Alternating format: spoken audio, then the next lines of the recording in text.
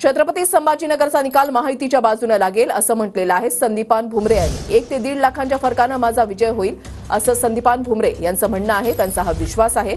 ग्रामीण भागासह शहरातही मला लीड मिळेल असा दावाही त्यांच्याकडून करण्यात आलाय। छत्रपती संभाजीनगरमध्ये संदीपान भुमरे आणि चंद्रकांत खैरे तसंच इम्तियाज जलील यांच्यामध्ये लढत पाहायला मिळतेय।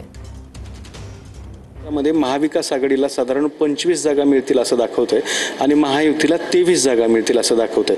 मग मागच्या इलेक्शनचा जर विचार केला तर यावेळेला महायुतीला फटका बसताना दिसतोय। तर या सर्वेकडे कसं बघता?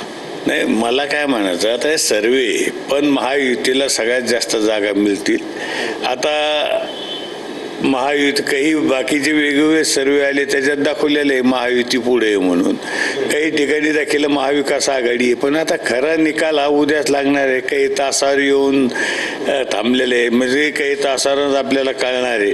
त्याच्यामुळं मला वाटतं की सर्वे काय सांगतो त्याच्यापेक्षा महायुतीची सीटे जास्त महाराष्ट्रात येतील असं मला वाटतं। म्हणजे थोडक्यात तुम्ही दिल्लीत जाणार आणि नरेंद्र मोदींचे हात बळकट करणार?